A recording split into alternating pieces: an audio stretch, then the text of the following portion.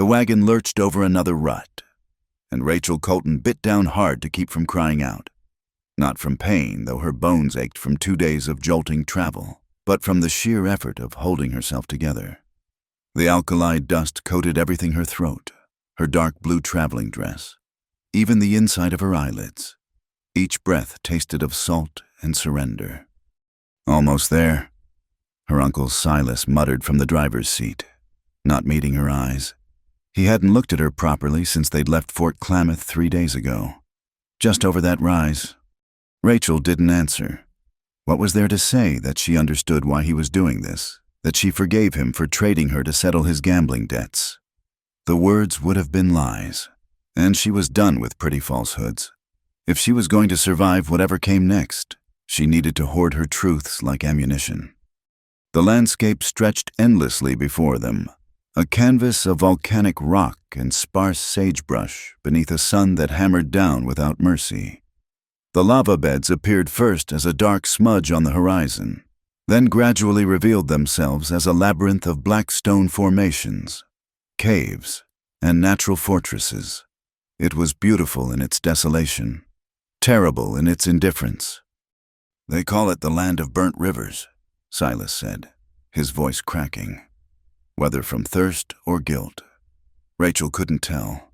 "The Modocs have held it well, forever, I suppose." She knew he was trying to fill the silence, to make this seem like something other than what it was. But Rachel had spent the last 2 days piecing together the truth from his drunken ramblings and half-hearted justifications. $70 in poker debts, 3 warnings, and then the offer that had seemed like salvation to a desperate man, his niece's hand in marriage to the Modoc chief in exchange for cleared debts and safe passage for his trading ventures. The camp appeared gradually, like a mirage solidifying into reality.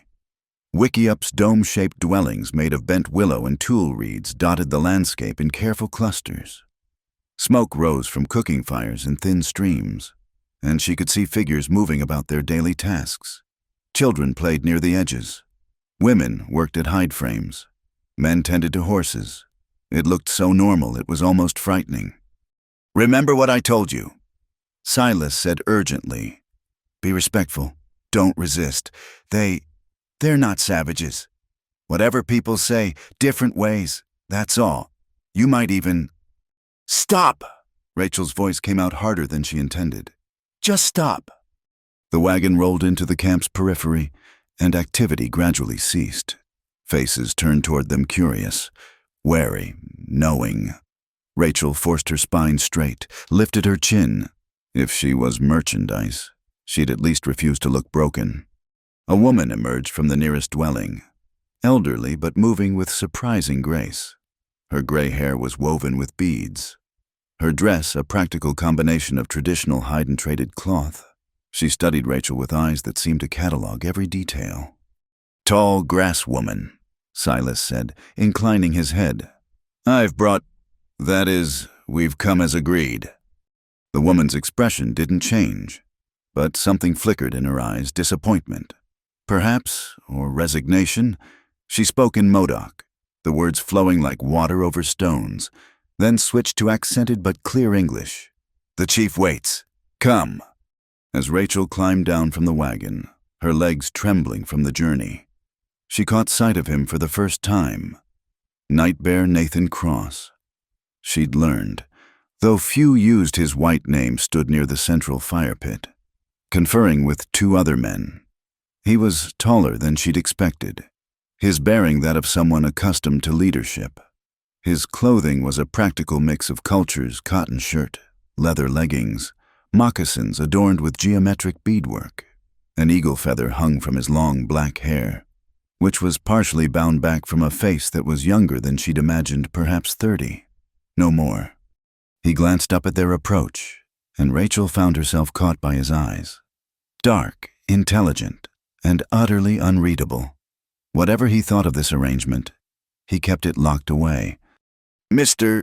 Silas," he said, his voice carrying a subtle accent but perfect command of English. "You've brought your payment, I see." The words stung, but Rachel refused to flinch. She was a debt being settled, nothing more. At least he was honest about it. As we agreed. Silas stammered, "My niece, Miss Rachel Colton.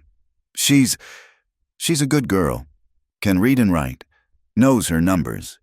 She'll make a suitable—" "Thank you."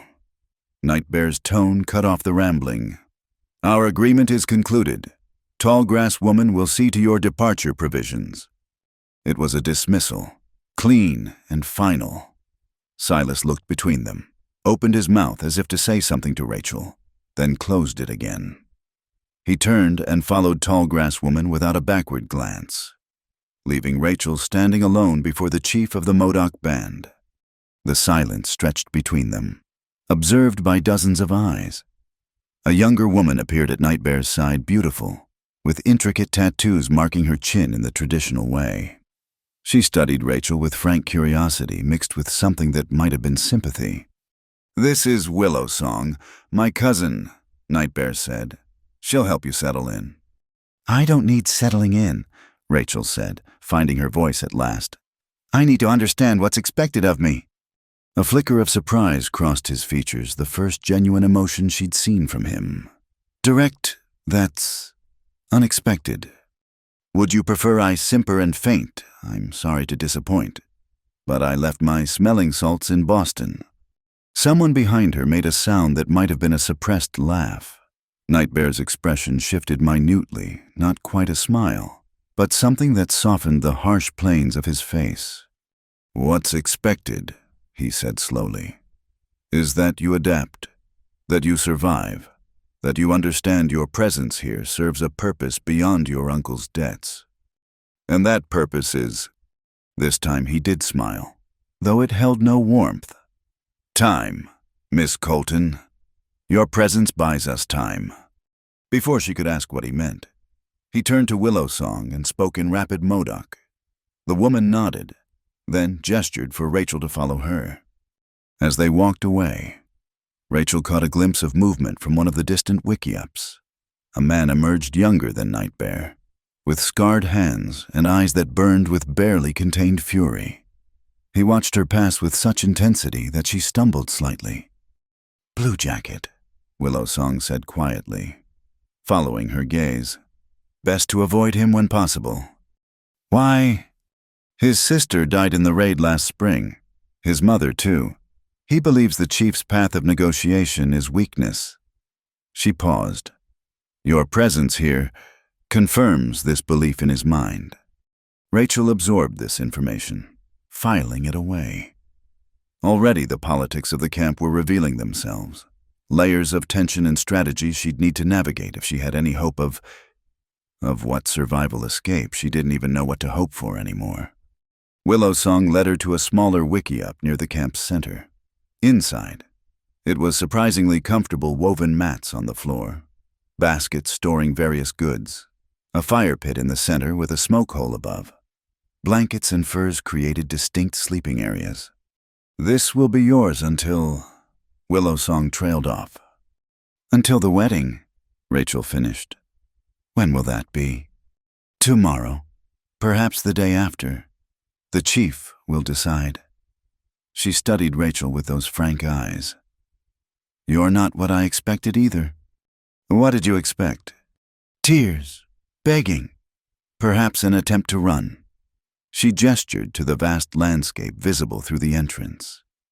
"Though where would you go? The nearest white settlement is 40 miles through hostile territory." Rachel sank down onto one of the mats, suddenly exhausted. "I won't give anyone the satisfaction of seeing me break." "Good," Willow Song said simply. "That strength will serve you well here." She moved to leave, then paused. "A word of advice.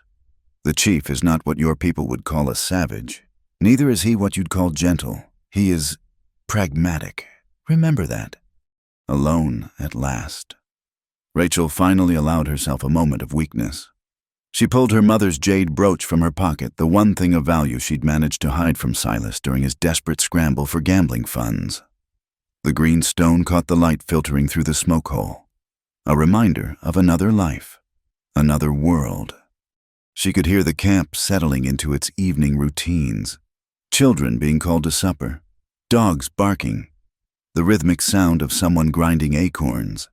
It was so utterly ordinary, so human, that it made her chest tight with an emotion she couldn't name. A shadow fell across the entrance. Nightbear stood there, having approached with the silence of someone who'd learned to move through dangerous territory. He looked at her for a long moment, then entered and sat cross-legged on the opposite side of the fire pit. The space felt suddenly smaller with his presence. "You didn't ask to be here," he said finally. "No. Neither did I ask for the responsibilities I carry. Neither did my people ask to have their lands carved up by railroads and settlers. Yet, here we all are." Rachel studied him across the small space. "Is that supposed to comfort me?" "It's supposed to be truth. I find comfort rarely serves any purpose except to dull necessary sharp edges." He picked up a stick and prodded the cold ashes in the fire pit. "Your uncle spoke true about one thing you can read and write." "Yes. Why does that matter?" "Because letters and laws are the weapons of this new war. Bullets we can dodge. Paper." He shrugged. "Paper is what's killing us slowly." "And you think I can help with that? I'm 19 years old. Chief, I know nothing of law or treaties." "You know how white men think. That alone has value." He stood in one fluid motion. "Rest tonight. Tomorrow we'll discuss terms." "Terms?" Rachel felt a spark of anger. "I thought I was bought and paid for." He paused at the entrance, glancing back. "Your uncle's debt is paid. What happens next, that's between you and me. And Miss Colton." His use of her formal name was deliberate. She realized, "I've found that the strongest bridges are built by those who choose to build them, not those who are forced." Then he was gone, leaving Rachel alone with the growing shadows and the weight of his words. Outside, she could hear Silas's wagon creaking away into the distance, carrying with it her last connection to the world she'd known. She pressed the jade brooch to her chest, feeling its cool surface against her palm. "If I'm going to survive," she whispered to the empty dwelling, "I need to be stone." But even as she said it, she wondered if stone was strong enough for what lay ahead. The camp sounds continued around her life, going on as it always had, indifferent to one young woman's fear or determination. Smoke from evening fires drifted through the air, carrying the scent of sage and something else possibility, perhaps, or merely the bitter tang of resignation. As darkness settled over the lava beds, Rachel Colton sat in her new prison and began the careful work of rebuilding herself into someone who could not just survive, but perhaps even shape her own fate. Tomorrow would bring what it would bring. Tonight, she would plan. The sound of drums began somewhere in the camp, a steady rhythm that seemed to match the beating of her heart. Not threatening, not celebrating, just marking time, the way humans always had in the face of an uncertain future. Rachel closed her eyes and let the sound wash over her, understanding finally what Nightbear had meant. Time? Everything here was about time, buying it, using it, racing against it. And somehow, she'd become part of that calculation. A white woman's presence in a Modoc camp serving purposes she was only beginning to understand. Neither was I. He'd said about choosing this path. Perhaps that was the first truth between them, two people caught by circumstances beyond their control, trying to find a way forward that didn't end in destruction. Rachel opened her eyes and looked at the brooch again. Tomorrow she would pin it to her dress, a small act of defiance and declaration.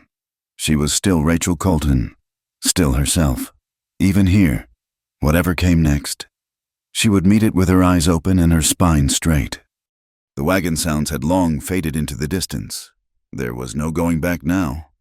The night before her wedding, Rachel sat awake counting stars through the smoke hole. She'd managed perhaps 3 hours of broken sleep over the past 2 nights, her mind racing with possibilities and fears. The camp had settled into its nighttime quiet, only the occasional dog bark or baby's cry breaking the stillness. When the dwelling flap rustled, she tensed, hand instinctively reaching for the small knife Willow Song had given her for cutting sinew. But it was Nightbear who entered, moving with that unsettling silence of his. He carried a small oil lamp, another mixing of worlds. She noted and set it between them. "We need to speak," he said simply, settling across from her. The lamplight threw shadows across his face, making him harder to read than ever. "About tomorrow. About choices." He studied her for a moment. "Tomorrow's ceremony will happen. My people expect it. Your uncle's creditors expect it. And the territorial government is watching to see if I'm civilized enough to take a white wife properly. But what happens after? That's where choice enters." Rachel felt her heart skip. "What do you mean?" "I mean, Miss Colton, that you can participate in this marriage as my partner, or you can resist and make yourself a prisoner. Either way, you'll be here. The question is whether you'll be miserable or purposeful. A partner in what?"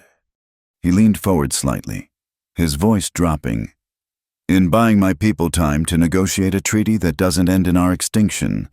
Your presence here makes us harder to attack without causing a newspaper scandal. A white woman married to a Modoc chief. It complicates their simple story of savage Indians needing removal." Rachel absorbed this, her quick mind seeing the angles. "So I'm a shield." "A diplomatic shield, yes, but only if you choose to be." He paused. "I won't force you to my bed. If that's your fear, that's not our way. Whatever stories you've heard, a marriage of strategy can remain just that." The relief that flooded through her was so intense she had to look away. When she'd steeled herself for this fate, she'd prepared for the worst. This offer, it was more than she'd dared hope for. "And if I agree, what would be expected of me? Learn our ways. Be visible. When the soldiers come to negotiate, and they will come stand beside me as evidence that we're capable of civilization by their standards. Help me read their documents, understand their legal tricks." His expression hardened. "Help me save what's left of my people." Rachel met his eyes. "And in return, protection, respect, a voice in council. Eventually. And when this is over, however it ends, I'll ensure you have safe passage wherever you wish to go, with enough funds to start again." "When this is over," she repeated. "You speak as if defeat is certain." "Look around, Miss Colton. We are 200 against thousands. They have supply lines and government backing. We have ancient rocks and stubborn hearts." He smiled grimly. "I'm not planning for victory. I'm planning for survival with honor." The pragmatism of it, the clear-eyed acceptance of reality while still fighting it, stirred something in Rachel. Here was someone who understood that sometimes the choice wasn't between winning and losing, but between different kinds of defeats. "I have terms of my own," she said suddenly. His eyebrows rose slightly. "Oh." "I keep my own space. I want to learn to defend myself. Knife, rifle, whatever your women know. And I want truth between us. No pretty lies or false comfort. If we're partners in this, then treat me as one." "Those are fair terms." He stood, preparing to leave, then turned back. "One more thing. Blue Jacket will challenge this arrangement. He sees it as proof that I'm selling our traditions for white approval. He's not entirely wrong. What will you do about him?" "Nothing, unless he forces my hand. He has the right to his anger. His losses are real." Nightbear moved toward the entrance.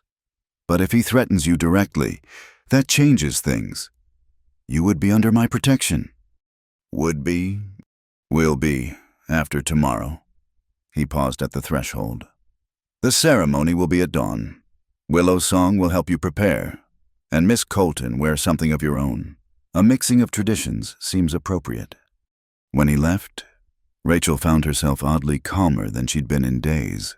The terms were clear now. The bargain struck. It wasn't the life she'd imagined for herself, but it was survivable. More than survivable, it had purpose. She pulled out her mother's jade brooch, running her fingers over its familiar surface. Tomorrow she would pin it to whatever ceremonial clothing they gave her. A small rebellion, a bridge between worlds. The thought sparked something, and she found herself speaking aloud to the empty dwelling. At 19, I was delivered to the Modoc camp as a bride. What happened next will be my decision.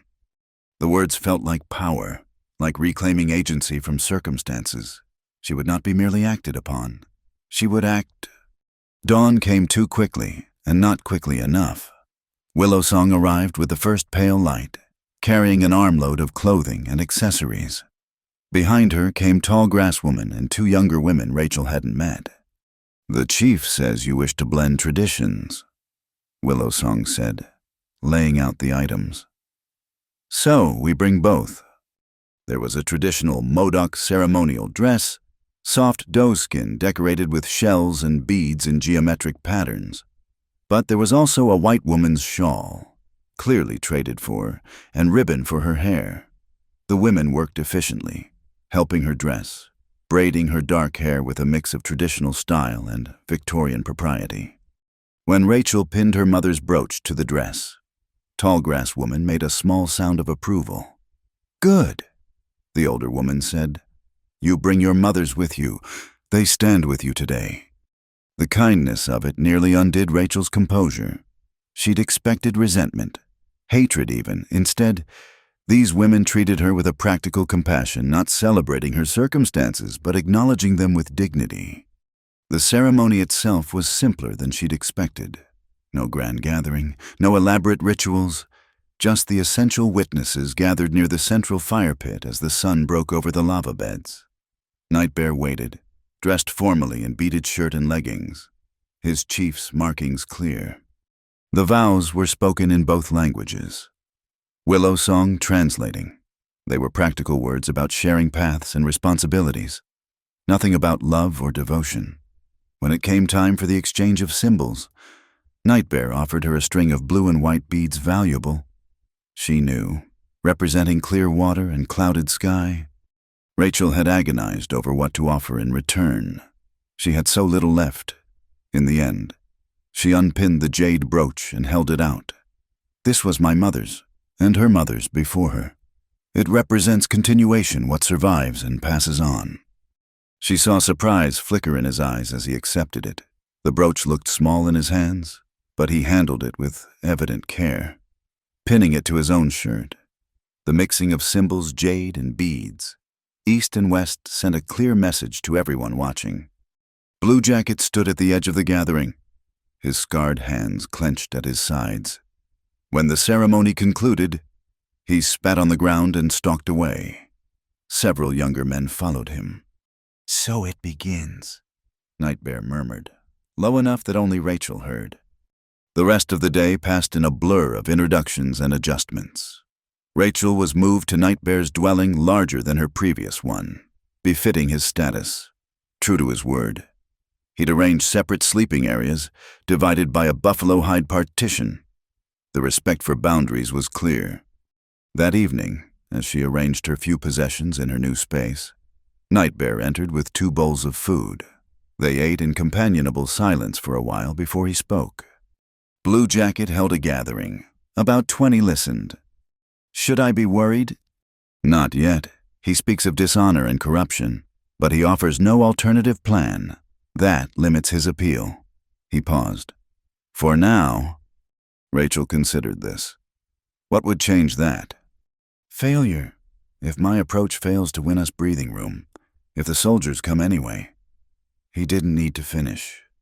"Then I become proof of your weakness instead of your strategy." "Quick understanding." "Good. You'll need that."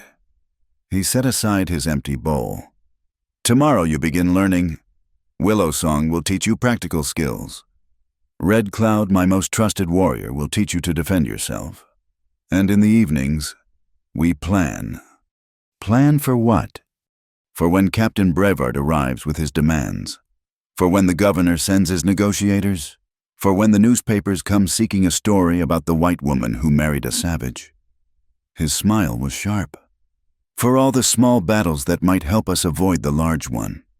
That night, lying in her sectioned-off space, Rachel listened to the sounds of the camp settling. Somewhere, a woman sang a lullaby. Dogs barked at coyotes in the distance. On the other side of the buffalo hide, she could hear Nightbear's steady breathing. Not sleep, she thought, but the patient waiting of someone used to long watches. She thought about her life just a week ago, the small room above her uncle's store, the genteel poverty they'd maintained, the vague plans for maybe teaching school someday. That girl seemed like a stranger now. "Are you awake?" His voice came quietly through the darkness. "Yes." "Are you regretting your choice?" Rachel considered lying, then remembered her own terms. Truth between them. "I don't know yet. Ask me in a month." A soft sound that might have been a laugh. "Fair enough. Can I ask you something?" "Go ahead." "Your white name, Nathan Cross. Why keep it?" Silence for a moment. "My mother was taken in a raid when she was young. She escaped, came back to us, but she carried me. My white father's name was Cross. She gave me both names, Nightbear, for the vision she had while carrying me. Nathan Cross for the blood I couldn't choose." He paused. "I keep both to remember that we are already mixed, already changed. The pure world some fight for, it's already gone." The honesty of it, the matter-of-fact acceptance of complexity, made Rachel's chest tight. Blue Jacket doesn't agree. Blue Jacket lost his sister and mother to white raiders. He has earned his anger, but anger alone won't save us. "And you think I can help save your people?" "I think," he said slowly, "that you can help us write a different ending than the one they've planned for us. Whether that's salvation or just a slower fade time will tell." Rachel closed her eyes, fingering the beads at her throat. Tomorrow would bring new lessons, new challenges. But tonight, in this strange in-between space, she felt something almost like hope. Not for happiness that seemed too distant, but for purpose, for the chance to matter in this brutal equation of survival and loss. "Good night, Nathan," she said, testing the name. "Good night, Rachel." The use of their given names felt like a seal on their bargain. Partners in an impossible game, bound by necessity and something that might, with time, grow into mutual respect. Outside, an owl called, and somewhere in the distance, coyotes sang to the rising moon, the ancient sounds of this land that knew nothing of the human dramas playing out on its surface. But tomorrow, those dramas would continue, and Rachel Colton, no, Rachel Cross now, she supposed would play her part. She pressed her hand to where the jade brooch had rested for so many years, feeling its absence like a small ache. But she'd seen how carefully Nathan had placed it on his own clothing, how he'd touched it once, briefly, during the evening meal. Symbols mattered here. Bridges, even fragile ones, mattered. In the morning, her education would begin. But tonight, she'd made her choice. The words came again, unbidden. "What happened next will be my decision." And for the first time since climbing into her uncle's wagon, she almost believed it. The wind on the plateau cut like a blade, even in late morning. Rachel's hands were already raw from working the hide scraper, blood seeping from a dozen small cuts where she'd gripped too hard or moved too quickly. Willow Song watched with patient eyes, occasionally reaching over to adjust Rachel's grip or demonstrate the proper angle. "The hide must be willing," Willow Song said, her own hands moving in smooth, practiced strokes, force breaks, persistence shapes. It had been 2 weeks since the wedding ceremony, and Rachel's education had been relentless. Mornings with the women, learning the skills that kept the camp functioning hide work, root gathering, basket weaving, afternoons with Red Cloud, Nightbear's trusted warrior, learning to move silently, to hold a knife, to spot danger in the landscape. Evenings with Nightbear himself, poring over maps, discussing strategy, sharing intelligence about troop movements and government intentions. Her body ached constantly. Her hands bore witness to every lesson learned, but she was changing, adapting.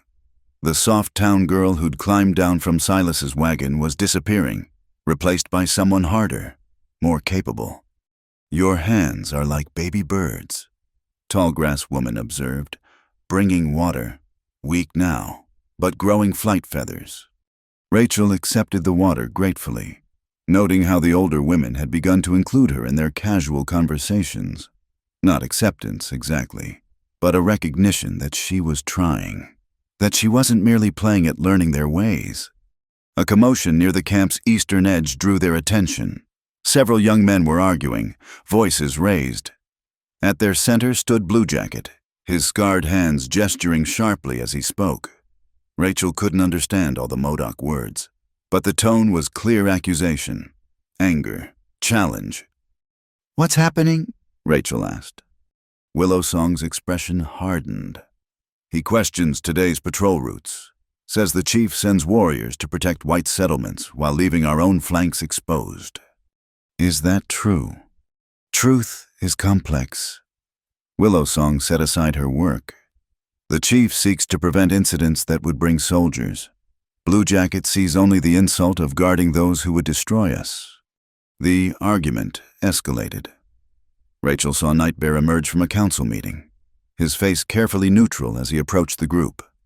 The young men fell silent, but their postures remained defiant. Blue Jacket spoke first, his words sharp as thrown knives, even without understanding the language. Rachel could feel the challenge in them. Several warriors shifted uncomfortably, caught between loyalty to their chief and sympathy for Blue Jacket's position. Nightbear responded calmly, his voice carrying the authority of his position but not overwhelming. He gestured toward the horizon, toward the camp, toward the women and children going about their daily tasks. Whatever he said caused some of the men to nod slowly, but Blue Jacket's expression only darkened.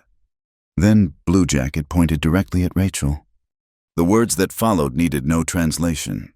She was the example, the proof, the contamination. Several women around Rachel stiffened, protective instincts flaring. Willowsong's hand moved subtly to the knife at her belt. Nightbear's response was swift and cutting. He spoke for several minutes, his voice never rising but carrying an edge that made several warriors step back. When he finished, Blue Jacket stood frozen, fury and something else, shame, warring on his face. The confrontation ended without violence, but Rachel could feel the fractures it left behind. As the group dispersed, Blue Jacket's eyes found hers across the distance. The hatred there was personal now, focused. She'd become the symbol of everything he opposed. "Come," Willowsong said quietly. "We'll work inside today." That afternoon, Red Cloud seemed more intense than usual during their training. The grizzled warrior had initially been skeptical of teaching a white woman, but her determination had apparently won him over. Today, however, there was urgency in his instruction. "Blue Jacket grows bolder," he said in his careful English. "You must be ready." "You think he'll act against me directly?" "Not while the chief's protection holds, but protection can fail." He demonstrated a defensive stance. The body must remember without thinking. Again. They drilled until Rachel's muscles screamed, until the movements began to feel less foreign. She was far from proficient, but she was no longer helpless. When they finally stopped, the sun was hanging low over the lava beds. "You fight like you're still afraid to hurt," Red Cloud observed. "This will kill you. When violence comes, you must meet it fully or die gently. No middle path." That evening, Rachel found Nightbear studying maps by lamplight, marking water sources and defensive positions. She settled across from him, noting the new lines of tension around his eyes. "Blue Jacket's gaining followers," she said without preamble. 23 as of this evening, mostly young men who've lost family. He didn't look up from the maps. He promises them glory in battle instead of slow strangulation by treaty. And can you counter his influence? By offering what hope? His laugh was bitter. "I offer survival. Sometimes that's not enough for young men who'd rather die as warriors than live as beggars on reserved land." Rachel studied the map, noting the diminishing territory marked as Modoc controlled. "Show me the water sources again." He pointed them out, springs hidden in the lava beds, seasonal streams, carefully guarded wells. Water is everything here. Control the water. Control the land. And they know this. Of course. Why do you think the new settlements always claim the best springs first? He rubbed his face tiredly. But knowing and preventing are different things. A runner arrived, a boy of perhaps 14, speaking rapidly in Modoc. Nightbear's expression darkened as he listened. What is it? Rachel asked when the boy departed. Soldiers massing at Fort Klamath. The territorial governor arrives next week. They mean to press their demands before winter sets in. Rachel felt her stomach tighten. This was what they'd been preparing for, but it felt too soon. What will you do? What I always do. Talk, negotiate, by days or weeks or months. He began rolling up the maps. But first, I need to secure the camp. Blue Jacket's faction cannot be allowed to provoke an incident during negotiations. You could confine him and prove his point that I've become a tyrant who silences opposition. Nightbear shook his head. No, he must be countered with words and wisdom, not force. Then let me help. He looked at her sharply. Explain. I'm the symbol he rallies against. Let me become a different symbol. Let me show that cooperation doesn't mean surrender. You've been here 2 weeks. Rachel, you're still learning our ways. Exactly. Let them see me learning, struggling, respecting. Let the women speak of how I work beside them. Let the children see I'm not the enemy they've been taught to fear. She leaned forward. Blue Jacket paints me as corruption. I need to become complexity instead. Nightbear considered this. It could work, or it could provoke him to direct action. He's moving toward that anyway. At least this way. We shape the narrative. A smile ghosted across his features. You're beginning to think like a politician. I had a good teacher. They planned late into the night, strategizing how to use Rachel's presence more effectively. She would join the communal meals more often, work on shared projects, learn basic Modoc phrases to show respect for the language. Small gestures. But symbols mattered in this delicate balance. As they prepared to retire, Nightbear paused at the partition between their spaces. You asked once if I thought you could help save my people. I remember. I'm beginning to believe you might. The quiet admission hung between them, weighted with possibility and doubt in equal measure. Then he was gone to his side of the dwelling, leaving Rachel alone with her thoughts. She lay on her pallet, muscles aching from the day's training, mind racing with plans and contingencies. Outside, she could hear the normal nighttime sounds of the camp, but underneath them was a new tension. Change was coming with the soldiers and the governor. The question was whether they could guide that change or merely be crushed by it. A sound made her tense footsteps, too close to the dwelling. She reached for the knife Red Cloud insisted she keep close, then relaxed as she recognized the voice. Gray Cloud, one of the elders, speaking quietly with someone. The young ones grow restless. Gray Cloud was saying in English he often practiced with her, enjoying the challenge of a new language. Blue Jacket feeds their fear with promises of honor. And what would you have me do, grandfather? That was Nightbear, his voice carrying exhaustion. Trust the bridge you're building, the old man replied, even if it shakes in the wind. Rachel realized they were speaking in English for her benefit, wanting her to hear this vote of confidence. It was a small gesture, but it warmed her in the cold night. Later, unable to sleep, she found herself at the water station, filling a gourd in the pre-dawn darkness. The stars were brilliant overhead, undimmed by any city lights. She'd learned to navigate by them, another small skill in her growing collection. You should not walk alone. She didn't startle anymore at voices from the darkness. 3 weeks of training had taught her that much. Blue Jacket stepped into view, his hand resting casually on his knife hilt. I'm armed, she said simply, continuing to fill the gourd. A knife doesn't make a warrior. No, but determination might. He circled her slowly, predatory. You think you belong here playing at being Modoc while wearing your white woman's brooch? Rachel noticed he'd referenced the jade pin that Nightbear now wore, so he was watching. Cataloging grievances. I think belonging is earned, not claimed. Pretty words. Your chief teaches you well. The title dripped contempt.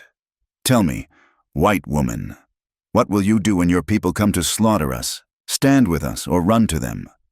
I'll stand with those who seek survival over glory. His scarred hand clenched. Survival without honor is death. Tell that to the children who need their fathers alive. For a moment, she thought he might strike her. The violence in him was barely leashed, fed by genuine grief and loss. But footsteps approached Red Cloud, alert despite the early hour. The water belongs to all, Red Cloud said mildly. But his stance was ready. Blue Jacket spat at Rachel's feet, then melted back into the darkness. Red Cloud watched him go, then turned to Rachel. You did well, but don't test him alone again. I didn't seek him out. No, but you didn't retreat either. Was that approval in his voice? Come, if you're awake, we might as well train. As the sun rose over the lava beds, painting the black rock red as blood, Rachel moved through the defensive forms Red Cloud had taught her. Her body was changing, growing stronger and more capable. Her mind was adapting, learning to think in terms of symbols and strategies rather than simple survival. But it was her heart that surprised her most. Somewhere in the daily struggle and small victories, she'd begun to care about these people, their fate, their dignity, their impossible fight against the tide of history. Willowsong joined them as they finished, bringing news. Scouts report the soldiers will arrive in 3 days. The chief calls council. Rachel nodded, wiping sweat from her face. 3 days to prepare for negotiations that could determine everything. 3 days for Blue Jacket to attempt something desperate. 3 days to prove that bridges could hold weight, even when built on uncertain ground. Then we'd better be ready, she said, and was surprised to hear how steady her voice sounded. How sure. The wind picked up again, carrying the scent of sage and distant rain. Storm coming, in more ways than one. But Rachel Cross, for that's who she was becoming, would meet it standing. The journey to Fort Klamath stretched across 40 miles of unforgiving terrain.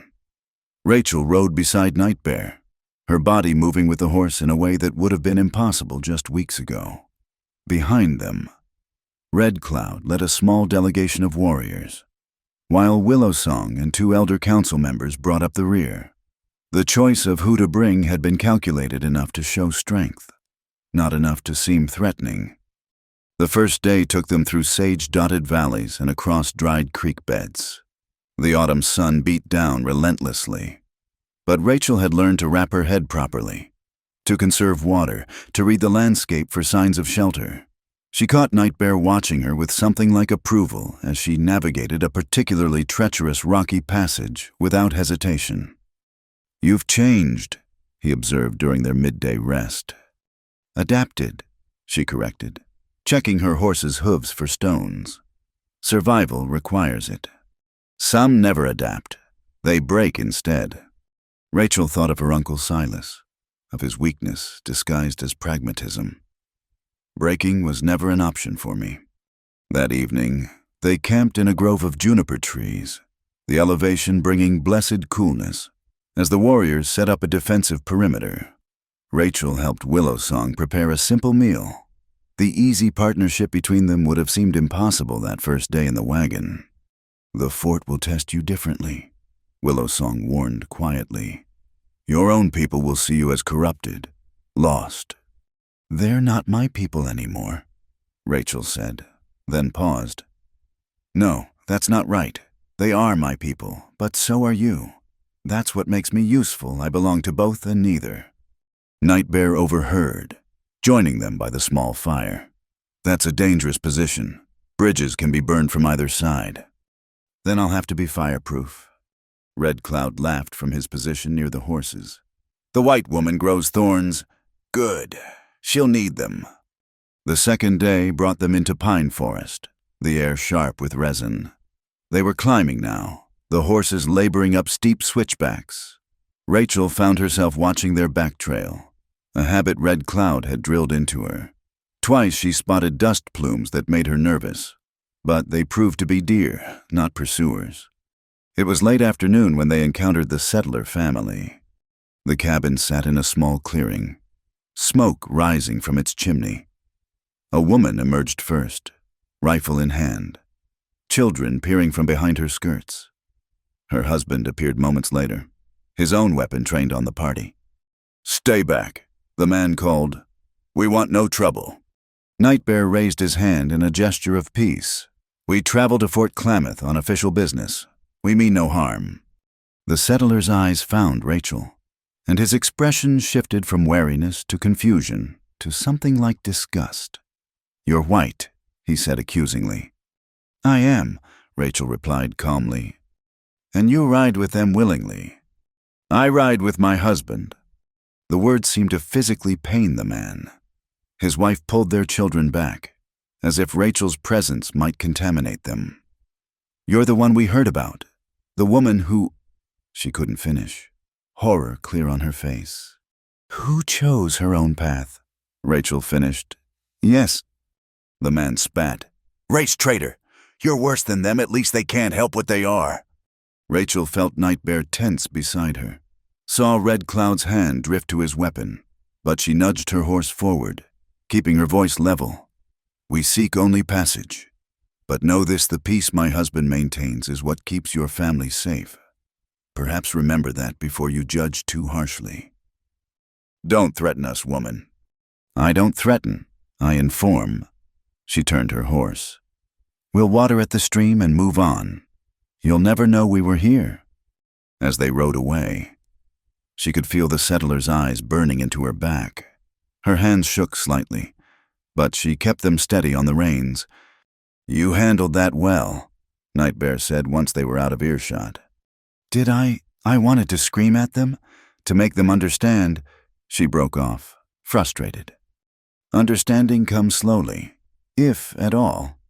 But you showed them something they didn't expect: dignity, composure. That matters more than words." That night, their last before reaching the fort, Nightbear was quieter than usual. They'd made camp in a defensible position among granite boulders, the stars brilliant overhead. Rachel found him standing watch, gazing toward the fort's distant lights. "Regrets?" she asked, joining him. "Always. But not about bringing you." He glanced at her. "You've exceeded every expectation, even yours. Especially mine." The admission hung between them.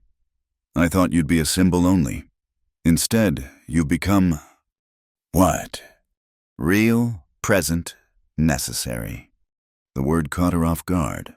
In the weeks since their wedding, they'd developed a partnership of respect and shared purpose.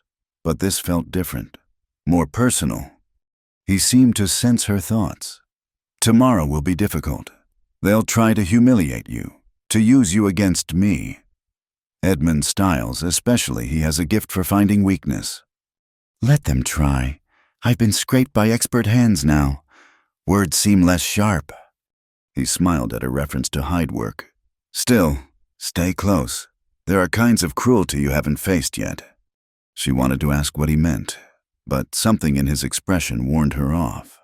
Instead, she stood beside him in comfortable silence, watching the stars wheel overhead. "After a time," he spoke again. "There's something else. After the negotiations, when we're returning—" He paused, seeming to choose his words carefully. "The trail will be more dangerous. If something happens, nothing will happen.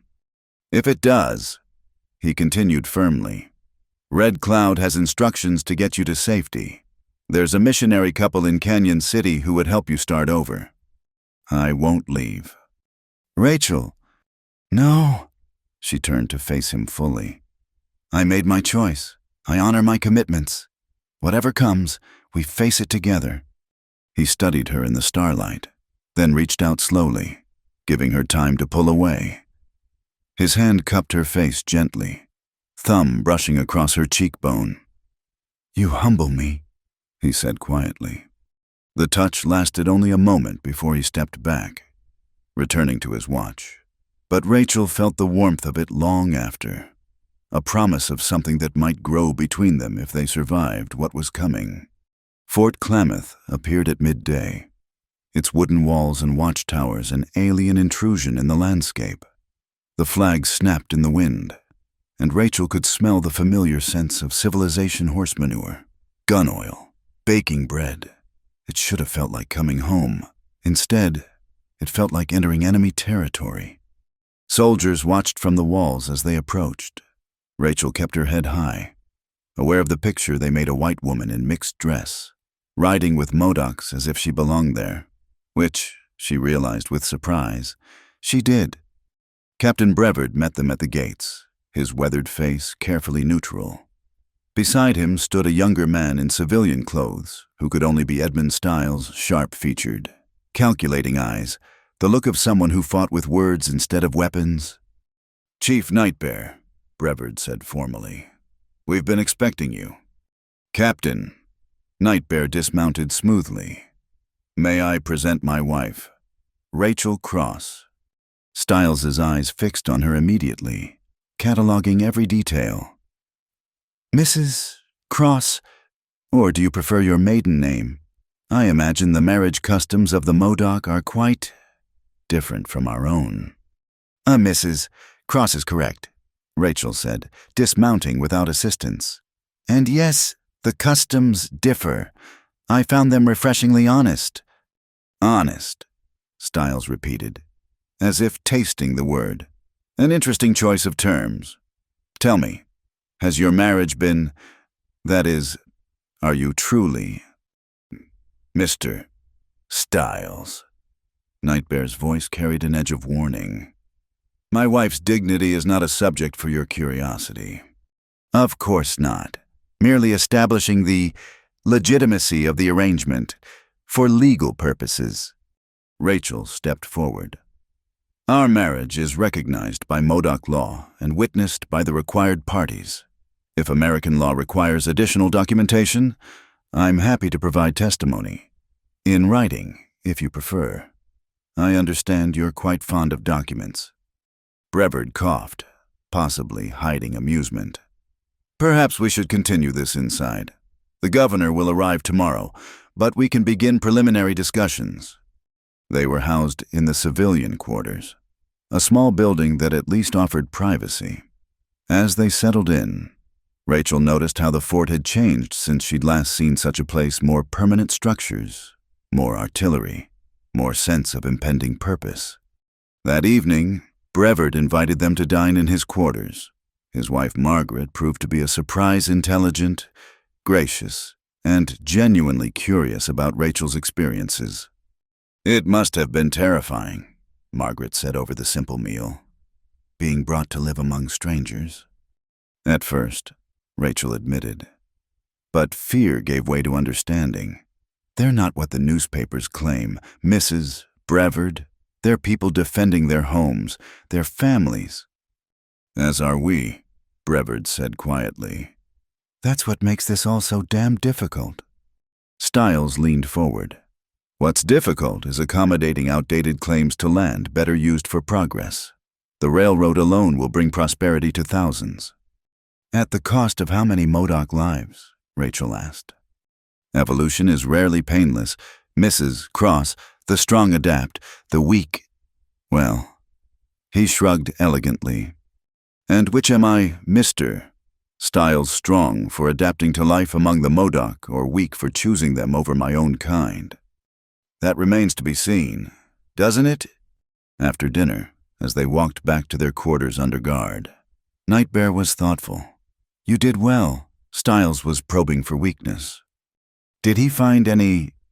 "Perhaps, but not where he expected." He paused at their door. "Margaret Brevard could be an ally. She has her husband's ear, and she seemed genuinely interested in your story." "I'll cultivate that connection," Rachel promised. Inside, they found their belongings had been searched subtly, but Red Cloud's careful arrangements had been disturbed. Nothing was missing, but the message was clear: they were being watched, catalogued, assessed, as they prepared for sleep in the separate beds provided. Rachel found herself missing the familiar sounds of the camp. The fort was too quiet, too rigid. Even the wind sounded different against wooden walls instead of wickiup reeds. Tomorrow, the real negotiations begin, Nightbear said into the darkness. Are you ready? I've been ready for this my whole life. The question is whether they're ready to hear what I have to say. Rachel thought of Styles's calculating eyes, of the artillery she'd counted, of the maps she'd glimpsed in Brevard's office showing Modoc territory carved into neat parcels. They'll hear. Whether they'll listen is another matter. Then we'll make them listen, together. The word hung in the air between them, weighted with promise and partnership. Tomorrow would bring the governor, the formal negotiations, the beginning of the end, or perhaps, if they were very lucky and very clever, the beginning of a different story than the one history seemed determined to write. Rachel closed her eyes, one hand resting on the knife Red Cloud had given her, the other touching the beads at her throat, symbols of both worlds, both parts of herself. Tomorrow she would need them all. The fort settled into sleep around them, but Rachel lay awake, planning. She'd crossed 40 miles of desert to get here, but the real journey was just beginning. And despite everything, the danger, the uncertainty, the weight of being a bridge between two peoples who seemed determined to destroy each other, she found herself almost eager for morning. She'd been delivered as payment for a debt. Tomorrow, she'd begin collecting on a different kind of obligation, the one the powerful owed to the people they would casually destroy in the name of progress. Sleep, Rachel, Nightbear said softly. Tomorrow needs us strong. She smiled in the darkness. Then tomorrow we'll have us.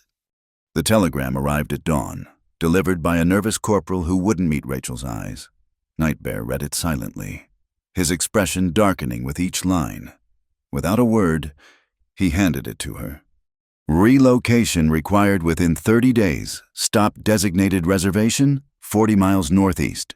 Stop inadequate water access confirmed. Stop no negotiations. Stop by order Governor Grover. Rachel felt the words like physical blows. The reservation described was a known death trap, alkali flats with one contaminated spring. No game, no shelter from the brutal summer heat. It wasn't relocation. It was slow extermination wrapped in legal paper. They never meant to negotiate, she said quietly. No, but we knew that. Nightbear stood, already planning. We leave within the hour. Captain Brevard appeared as they prepared their horses, his face grim. I argued against this, for whatever that's worth. It's worth nothing if you enforce it anyway, Rachel said sharply. I'm a soldier. Mrs. Cross, I follow orders. He paused. But I can delay those orders. Weather concerns. Supply issues I can buy you perhaps 2 weeks before I'm forced to march. Nightbear nodded slightly. Your gesture is noted, Captain. As they departed, Styles watched from the headquarters building, a satisfied smile playing at his lips. He'd won without ever sitting at a negotiation table. The journey back began under armed escort, a squad of soldiers to ensure they didn't get lost on the way to deliver the relocation orders. But 3 miles from the fort, where the trail wound through a narrow canyon, everything changed. The shots came from above, echoing off the canyon walls. Not aimed at them, aimed past them, striking the rocks near the soldiers' horses. The animals reared, soldiers cursing and reaching for weapons. Nobody move! The voice came from the rocks above. Rachel recognized it with a chill blue jacket. The soldiers turn back now, or the next shots find flesh. This is madness, Nightbear called out in Modoc. You'll bring their entire force down on us. Then we die fighting, not starving in their prison camp. Blue Jacket appeared briefly on a ledge, rifle trained on the sergeant leading the escort. Choose, cousin, them or us. Rachel saw Nightbear's calculation refuse Blue Jacket and lose face with his warriors, or accept this provocation and invite retaliation. Before he could speak, she nudged her horse forward. Sergeant Morrison, she called to the soldier in charge. You've delivered your message. We have it in writing. Surely your orders don't require you to die in this canyon. The sergeant, a practical man with graying temples, seemed to consider this. Our orders were to escort you safely back to your camp. And you've done so admirably. We know the way from here. She met his eyes steadily. No one wants bloodshed today. After a tense moment, Morrison nodded. Fall back, he ordered his men. We've completed our mission. As the soldiers retreated, Blue Jacket emerged fully, followed by a dozen warriors. His scarred hands gripped his rifle with deadly purpose. You should have let us kill them and guarantee our destruction. Nightbear dismounted, facing his cousin. Your anger serves nothing but ego. Better than serving white masters like a dog. The insult hung in the air. Several warriors shifted nervously, hands moving to weapons. This was the challenge Blue Jacket had been building toward. Enough! Rachel's voice cut through the tension. She dismounted and walked directly between the two men. You want to fight about honor while your people face extinction, then you're both fools. Both. Blue Jacket's eyes blazed. You dare! I dare because I've earned the right.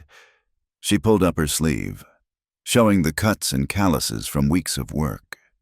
I've bled with your women, learned from your elders, stood beside your chief. Not because I was forced, but because I chose. What have you chosen except destruction?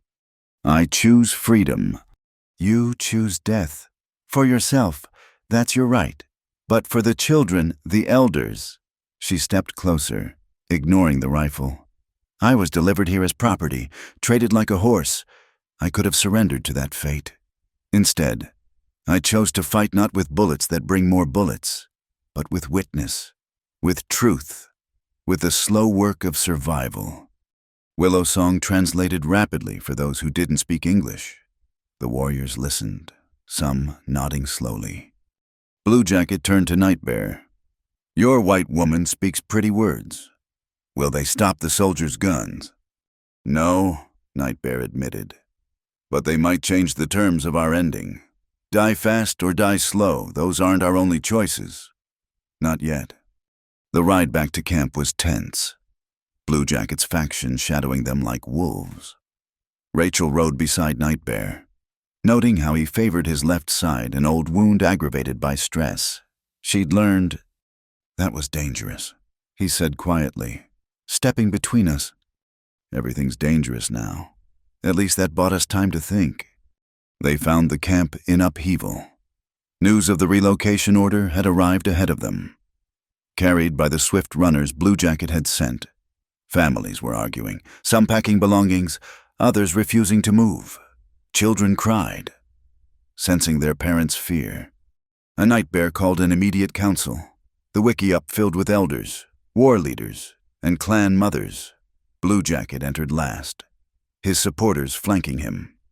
The debate raged in Modoc, with Willow Song translating the crucial points for Rachel. The divisions were clear, some favored compliance, hoping to negotiate better terms later. Others wanted to fight immediately. A third group proposed fleeing to the northern bands. What does the white woman say? Grey Cloud asked suddenly, his ancient eyes finding Rachel. She sees with both eyes. Let her speak. Rachel stood slowly, aware of the weight of their attention. The telegram said 30 days, but I watched Brevard. He'll delay, give us perhaps 45. That's not enough time to change the order, but it might be enough to change the conversation. Explain, Nightbear prompted. Styles won because this happened in darkness telegrams. Closed meetings, no witnesses. But what if we brought light? What if the newspapers knew a white woman stood with the Modoc? What if churches heard that Christians faced starvation on barren land? What if the governor had to defend this publicly, instead of hiding behind paper? Blue Jacket laughed bitterly. You think words in newspapers matter to men with guns? I think shame is a weapon too, Rachel countered. Used correctly, it cuts deeper than bullets. The council continued past midnight. In the end, They reached a fragmented decision. Nightbear would prepare defensive positions while simultaneously pursuing Rachel's strategy of public pressure. Bluejacket agreed to hold his warriors in check for 2 weeks. No more. As the council dispersed, Rachel found herself alone with Tall Grass Woman. The elder studied her with knowing eyes. You walk between worlds now. Daughter, it's a hard path. I'm learning that. The chief watches you differently now. You've noticed. Rachel felt heat rise to her cheeks. We have an arrangement, a partnership. Partnerships can grow into other things, even in dark times, perhaps especially then. The old woman patted her shoulder. Rest. Tomorrow brings its own battles. But rest proved impossible. Near dawn, Rachel gave up and went to check the water supplies, a task that had become her responsibility. She found Nightbear already there, staring at the small spring that sustained the camp. Couldn't sleep either, she asked. Sleep is for those who don't count lives in their hands. He looked exhausted, older than his years. 45 days. You really think we can change anything in 45 days? I think we have to try. She knelt beside the spring, cupping the cold water. In Boston, I watched my mother die slowly of consumption. The doctors said 3 months, maybe 6. She lived 2 years. You know why. Tell me. Because she had letters to write, stories to tell, a daughter to see married someday. Rachel's voice caught.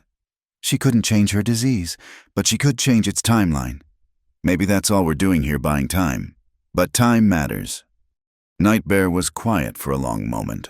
Then, surprising her, he knelt beside her at the spring. Your mother sounds like a warrior. She was, in her way. Rachel met his eyes. I'd like to think she'd understand this, what I'm doing here, what we're trying to build. A bridge between worlds. A bridge. Yes, but also... She struggled for words.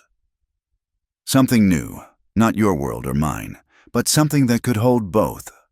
He reached out, his fingers brushing hers in the cold water. That's a beautiful dream. Dreams are what we have left. No. His hand covered hers fully now, warm against the mountain cold. We have this moment, this choice to keep fighting, and we have... What? Instead of answering with words, he leaned closer. Rachel's breath caught as his free hand came up to cup her face, thumb tracing the line of her jaw. The kiss, when it came, was gentle, a question more than a statement. She answered by leaning into him, her hand coming up to rest against his chest where she could feel his heartbeat, rapid as her own. The kiss deepened, carrying weeks of unspoken connection, of partnership growing into something deeper. When they separated, both breathing unsteadily, Nightbear rested his forehead against hers. I didn't plan this. Neither did I. She could feel the heat of him, the solid presence that had become her anchor in this uncertain world.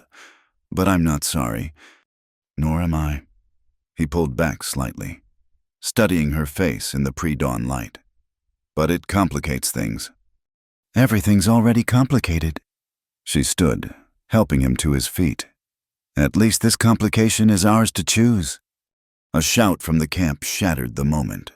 Smoke was rising from the eastern edge, not cook-fire smoke, but the black billows of burning wickiups. They ran together, finding chaos. 3 dwellings were ablaze, families scrambling to save possessions. Bluejacket's warriors were already forming a defensive line, weapons ready. Riders came from the east. Red Cloud reported. 6 men, maybe 7. They threw torches and fled. Settlers, Nightbear asked. Or soldiers out of uniform. Red Cloud spat. Does it matter the war has started whether we choose it or not? Rachel watched the flames consume someone's entire world, baskets, blankets, the careful accumulations of a lifetime. A child stood crying, clutching a singed doll. No, she said firmly. This isn't war. This is provocation. They want us to retaliate. to give them excuse for immediate action. Blue Jacket stormed over. And we should disappoint them. Let them burn us out dwelling by dwelling? We should be smarter than they expect. Rachel turned to Nightbear. Send riders to every homestead within 30 miles. Tell them what happened here: unprovoked attack. Families burned out, children endangered. Some will celebrate, but others will be ashamed. Shame, Blue Jacket mocked. Your weapon of choice. Yes, Rachel faced him squarely. Because bullets make martyrs, but shame makes change. Slow change. Imperfect change. But change nonetheless. The fire was controlled by full daylight, but the damage was done: 3 families homeless, precious supplies destroyed, and the fragile peace shattered. But as Rachel helped sort through the salvageable goods, she noticed something else: the way the camp pulled together, sharing resources without question, rebuilding immediately. This is why we survive, Willow Song said, working beside her. Not because we're strongest, but because we endure, we adapt, we continue. That night, in the privacy of their dwelling, Nightbear pulled Rachel close, not with passion this time, but with a desperate need for human connection in the face of approaching catastrophe. Tell me we can do this, he whispered against her hair. Tell me there's a path through that doesn't end in blood. She couldn't lie to him, not after what they'd shared by the spring. I don't know if we can save everyone, but we can save some. We can force them to remember we were here, that we mattered, that what they did had a cost. Sometimes that has to be enough. He held her tighter, and she felt him nod against her. Outside, guards called to each other, watching for more night riders. Inside, 2 people who'd found each other across an impossible divide clung to what warmth they could create against the approaching dark. 43 days until the relocation deadline. Rachel had promised time could be changed. Battles could be fought with different weapons. Now she had to prove it. With the ashes of burned homes still bitter in the air and Blue Jacket's patience wearing thin as winter ice, the real war had begun. Not with the thunder of artillery, but with the crackle of flames and the quiet determination of people who refused to disappear quietly into history's margins. Tomorrow, she would write letters. She would find allies. She would weaponize conscience against convenience. Tonight, she held tight to what grace remained, storing up strength for the battles ahead. The council fire burned low as voices rose higher. 4 days had passed since the night raid, and Blue Jacket's faction grew more volatile with each hour. Rachel sat beside Nightbear, feeling the tension coil tighter around them like a noose. We've waited long enough, Blue Jacket declared, his scarred hands clenched. Every day we delay, they grow stronger while we grow weaker. And every settler we attack brings 10 more soldiers, Grey Cloud countered, his ancient voice still carrying authority. The white woman's plan deserves consideration. The white woman's plan?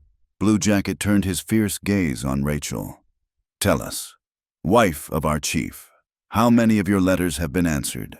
How many newspapers rushed to tell our story? Rachel stood, knowing this moment had been coming. 3 newspapers have agreed to send correspondence.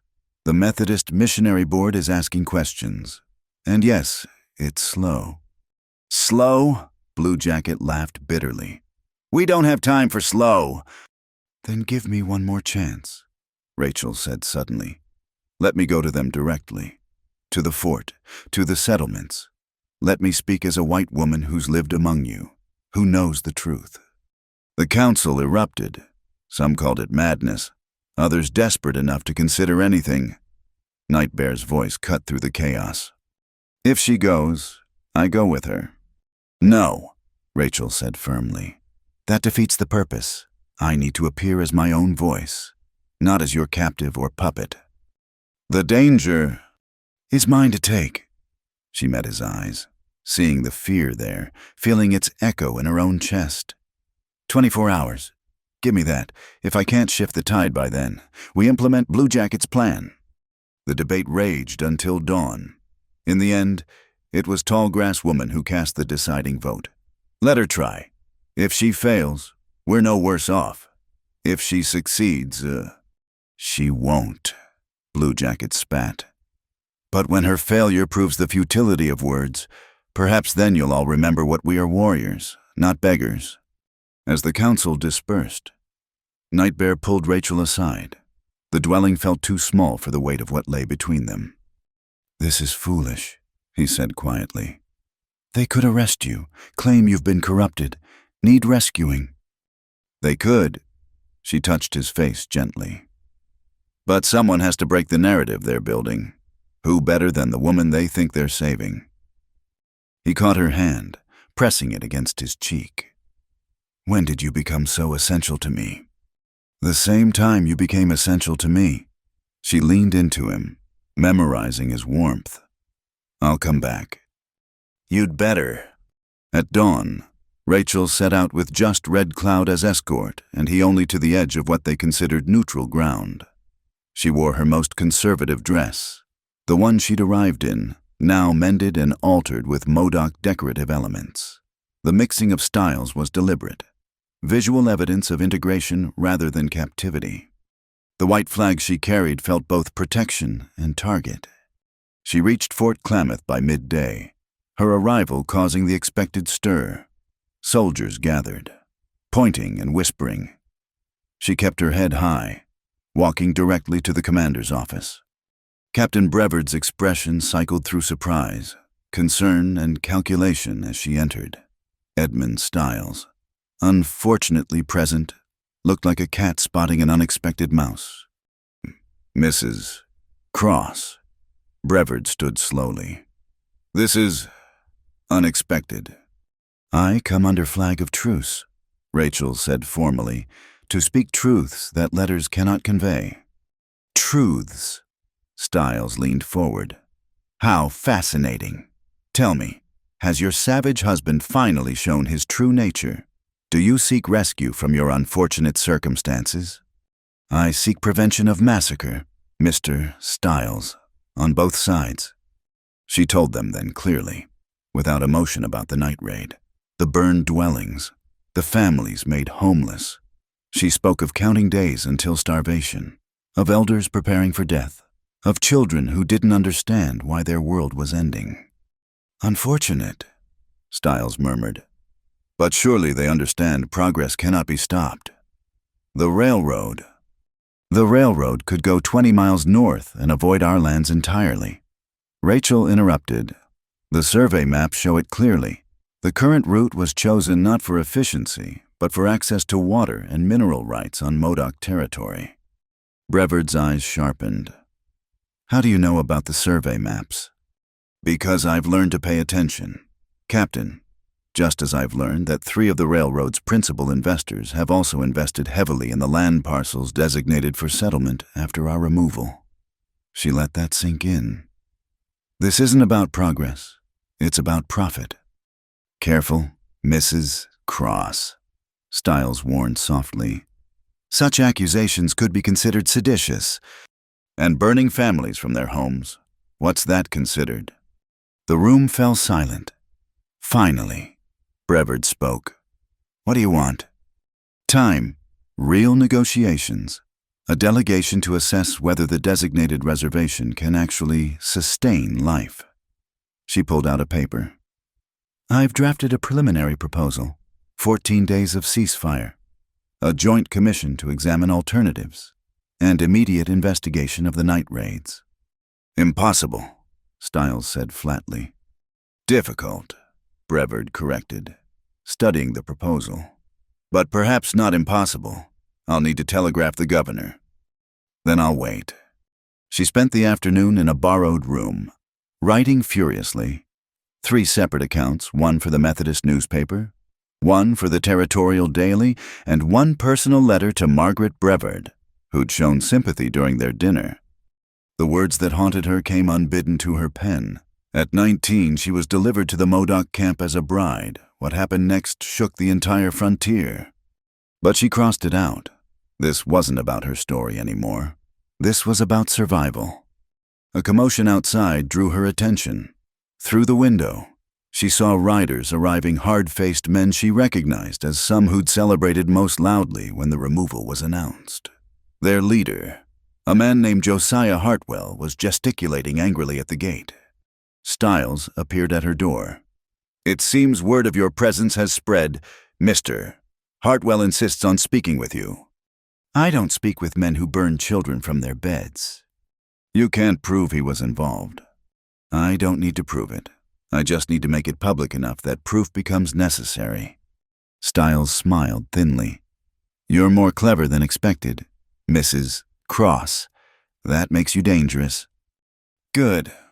Captain Brevard returned as evening fell, his expression grim. "The governor has agreed to receive a formal delegation, but there are conditions.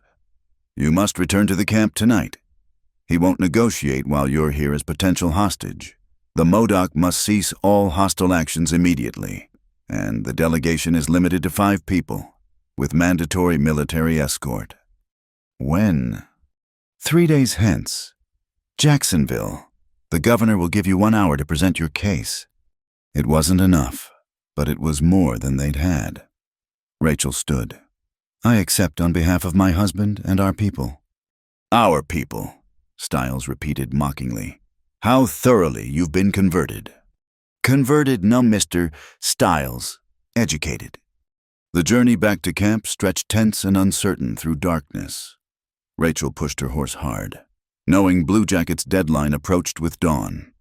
She found the camp on war-footing warriors painted, weapons ready, families packing what they could carry.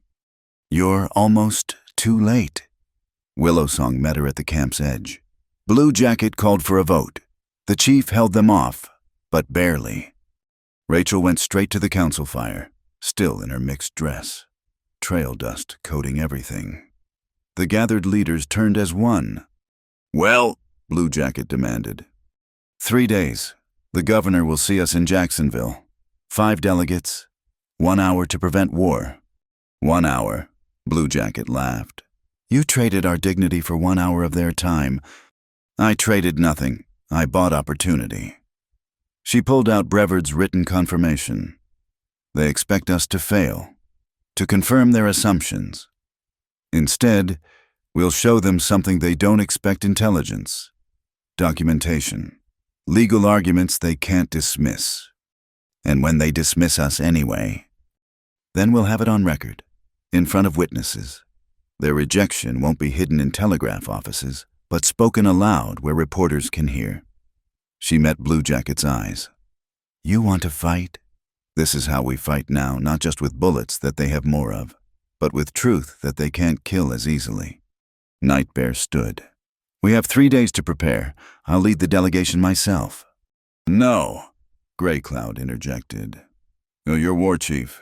Send me. An elder's voice carries different weight." The debate continued, but Rachel slipped away, exhaustion finally claiming its due. She found their dwelling empty, cold, but as she rekindled the fire, Nightbear entered. "That was brave," he said simply, also foolish. "Most brave things are." He crossed to her, pulling her into his arms without preamble.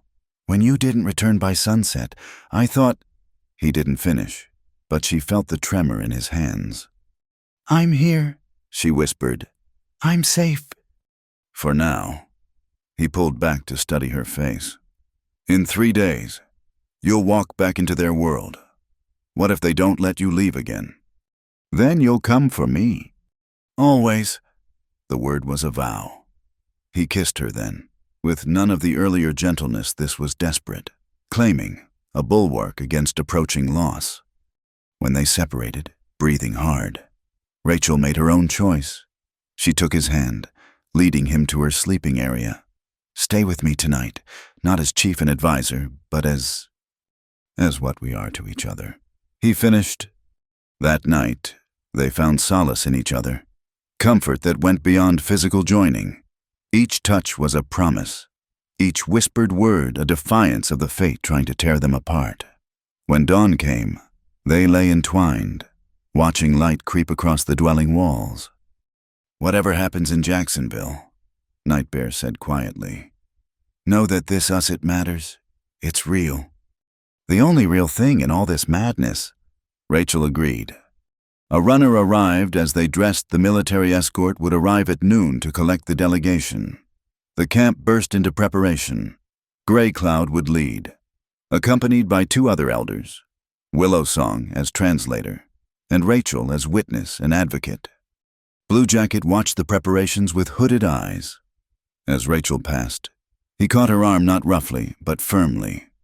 "When you fail," he said quietly, "and war comes, I'll protect you as my chief's wife, but don't mistake that for forgiveness."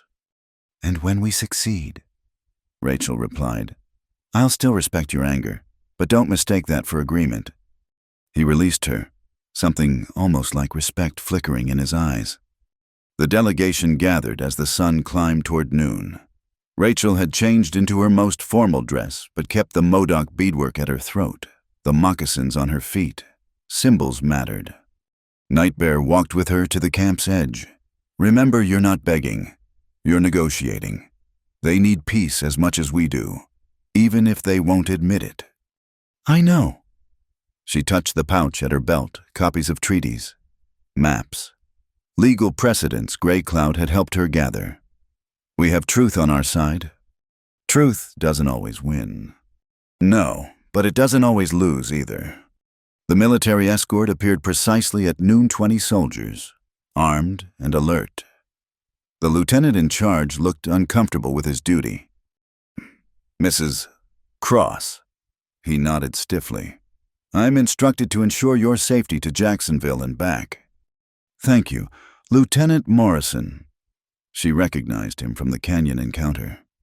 "I trust there'll be no unfortunate incidents along the way." "Not from my men, ma'am." As they prepared to depart, Nightbear caught her hand one last time. In full view of the camp, he raised it to his lips, a gesture both tender and defiant. "Come back," he said simply. "Count on it." The delegation moved out, leaving the war camp behind. But Rachel carried its weight with her, the hopes, the fears, the desperate need for a different ending than the one history seemed determined to write. 3 days to Jacksonville, 1 hour to change minds, a lifetime's worth of consequences hanging in the balance. As they climbed the trail leading away from the lava beds, Rachel looked back once. Smoke rose from morning fires, life continuing despite everything, somewhere among those dwellings. Nightbear waited and planned for either peace or war. She faced forward, squaring her shoulders. Time to discover which future they'd claim. Jacksonville sprawled before them like a wound on the landscape, wooden buildings thrust up from red dirt, smoke from the mills hanging heavy in the air. The telegraph wires stretched overhead like a metal web, carrying news faster than horses ever could. Rachel felt the weight of those wires, knowing that whatever happened here would race across the territory within hours. Governor Grover's office occupied the 2nd floor of the newest brick building, its windows overlooking the main street. The delegation was made to wait in an anteroom that smelled of cigars and political ambition. Rachel used the time to review their documents one final time, while Gray Cloud sat with his eyes closed, either praying or gathering strength. "Remember," she murmured to Willow Song, "we need them to see beyond the moment. Think generations, not just seasons." When they were finally admitted, Rachel's first impression of Governor Lafayette Grover was of a man who'd calculated every angle of his life. His desk was precisely organized, his appearance immaculate despite the frontier setting. Beside him stood Edmund Stiles and 2 other officials she didn't recognize, lawyers, by their look. "Chief Gray Cloud," the governor acknowledged with minimal courtesy, "and Mrs. Cross. Is it your presence here is highly irregular?" "These are irregular times, Governor," Rachel replied. "Indeed. You have 1 hour. Begin." Gray Cloud spoke first, Willow Song translating his measured words. He told of his people's connection to the land, generations of careful stewardship, the sacred sites that couldn't be moved like furniture. He spoke with dignity and eloquence, but Rachel could see the governor's attention already wandering. Time to shift tactics. Governor Grover. Rachel interjected. Might I ask what you know of the proposed reservation's water situation? His eyes sharpened. It has been deemed sufficient. By whom? She pulled out a surveyor's report, one she'd convinced a sympathetic lieutenant to share. This assessment, conducted just 2 months ago, indicates one alkaline spring producing less than 40 gallons per day for 200 people, in summer temperatures exceeding 100 degrees. Surveys can be mistaken. Then commission a new one. Send your own experts. If we're wrong, we'll comply without further protest. She let that settle. But if we're right, if that land can't sustain life, then moving us there isn't relocation. It's a death sentence carried out slowly enough to avoid headlines. Stiles leaned forward. The allocation of lands is not subject to moral scrutiny. Rachel pulled out another document. This is fascinating reading. Mr. Stiles, a list of railroad investors, another list of recent land purchases along the proposed route. The overlap is remarkable. The governor's face darkened. Are you suggesting impropriety? I'm suggesting that perhaps multiple interests could be served. The railroad needs a route. The Modoc needs sustainable land. Surely men of vision could find a solution that doesn't require anyone's extinction. What do you propose? This was the crucial moment. Rachel spread out the map Nightbear had prepared. The lava beds here, 60 square miles, centered on our traditional grounds. Volcanic land useless for farming or grazing, but containing the water sources and hunting grounds we need to survive. The railroad can route north of this area with minimal additional cost. 60 square miles is excessive. It's less than 1/10 of our traditional territory. Gray Cloud said through Willow Song, "We're not asking for what was taken. We're asking for enough to live." The governor studied the map. And in return, full cooperation with federal authorities, no interference with railroad construction outside our boundaries, and... Rachel paused, playing their final card. Public support for your administration's handling of the Indian question. Imagine the headlines. Governor. Instead of another bloody conflict, you achieve a peaceful resolution. Instead of Modoc raids terrorizing settlers, you have Modoc scouts helping patrol the territory. She saw the calculation in his eyes. Political advantage weighed against financial interests. The investors won't be pleased, one of the lawyers muttered. The investors don't vote, the governor replied absently, still studying the map. At least, not in sufficient numbers. For 20 minutes, they negotiated details. The boundaries shifted, contracted, expanded again. Water rights were debated. Hunting permissions argued. Rachel felt hope building they were actually being heard. Then Stiles played his card. Of course, he said smoothly. Any such agreement would require verification that the Modoc are negotiating in good faith. The recent attack on settlers' property suggests otherwise. Retaliation for the burning of our homes, Gray Cloud said firmly. So you admit to violent reprisals? Rachel saw the trap closing. We admit to defending ourselves against night riders who attacked families and burned dwellings. Unless you're suggesting those criminals acted with official sanction. I suggest nothing, but public opinion. A commotion outside interrupted him. Through the window, Rachel could see a crowd gathering settlers by their look, many armed. Word of the negotiations had spread. The governor stood, peering down. It seems your presence has attracted attention. The crowd's voices carried up, ugly with hatred. Rachel caught fragments, savage lovers, traitors. Hang them all! Her stomach clenched, but she kept her face calm. This is what we face daily, she told the governor. This hatred, yet we're asked to trust, to comply, to disappear quietly. Governor, you have a choice. Stand with the law and justice, or let mob rule decide policy. A knock at the door interrupted. A secretary entered. Nervous.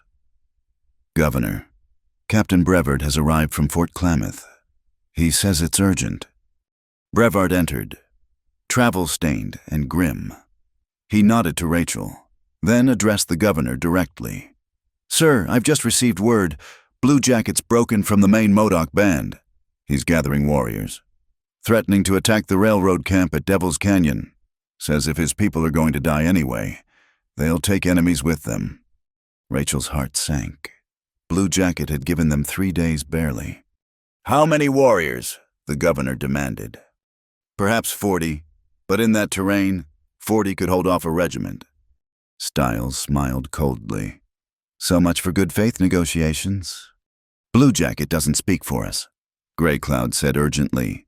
"He's broken with the chief's authority. Yet he is Modoc. Is he not your people?" The governor's face had closed off. "I cannot make agreements while Modoc warriors threaten territorial interests."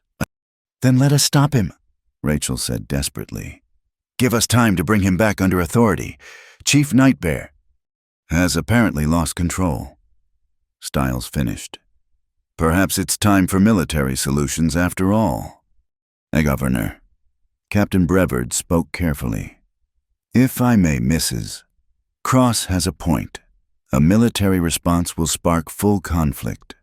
But if the Modoc themselves could resolve this..." The governor considered.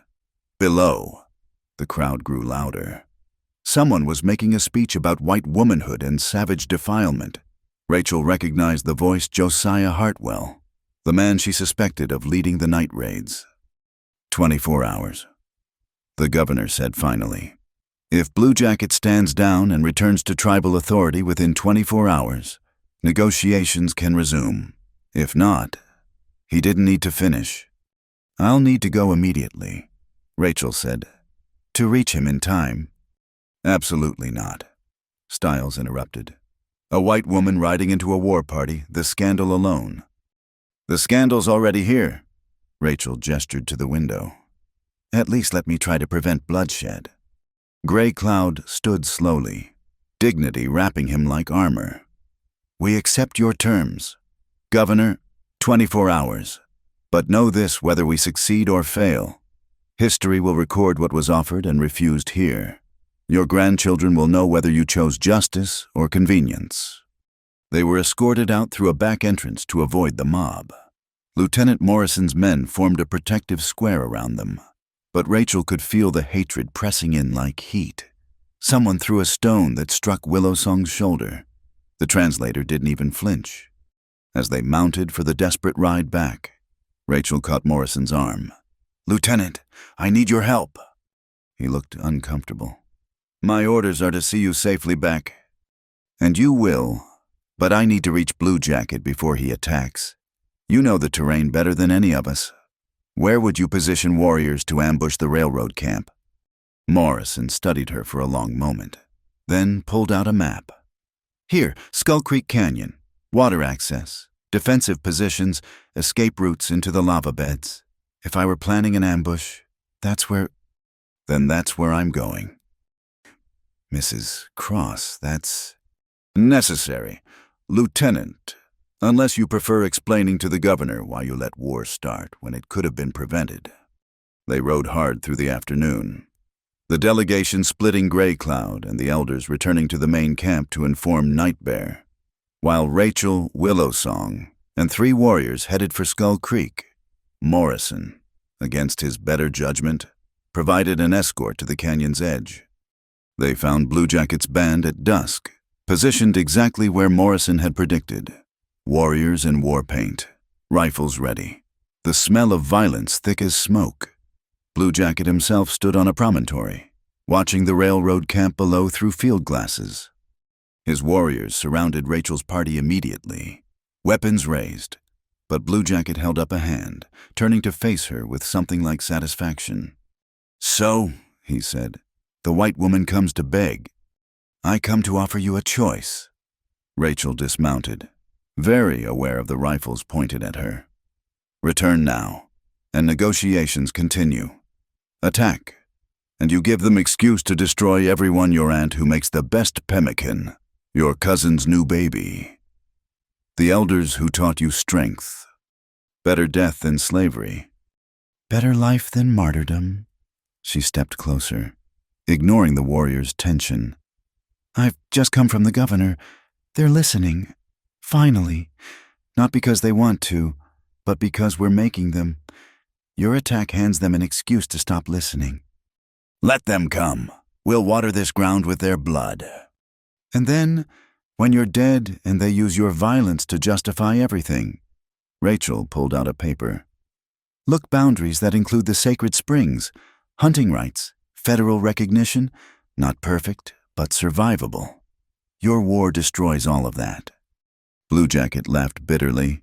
"Papers, promises, like all the treaties before." "Yes, papers, but also witnesses, newspapers watching, churches asking questions. The world's getting smaller. Blue Jacket, harder to hide massacres in." She met his scarred hands with her gaze. "I know you want vengeance for your sister, your mother, but would they want you to bring the same fate on every Modoc child?" "Don't speak of them." His control cracked, pain showing through. "You know nothing." "I know grief," Rachel said quietly. "I know rage at unfairness. I know the desire to hurt those who've hurt us. But I also know that revenge is a luxury the living can't afford when survival's at stake." Pretty words from a woman who can always return to her own kind. "Can I?" Rachel gestured to herself, the mixed clothing, the sun-darkened skin, the calloused hands. "Where exactly do I belong now? Blue Jacket with the mob in Jacksonville calling for my head, with the settlers who see race traitor when they look at me." She stepped closer still, close enough to see the conflict in his eyes. "I belong here, with the people who took me in. Your people, our people. And I'll fight for them not with bullets, but with every weapon that might actually save them." A rider approached fast, one of Nightbear's warriors. He spoke rapidly in Modoc, and Rachel caught enough to understand Nightbear was coming. But soldiers were also mobilizing. Time was running out. Blue Jacket stood silent, watching the railroad camp below where workers went about their evening routines, unaware of death perched above them. The moment stretched taut as a bowstring. "If I stand down," he said finally, "what guarantee do we have?" "None," Rachel admitted.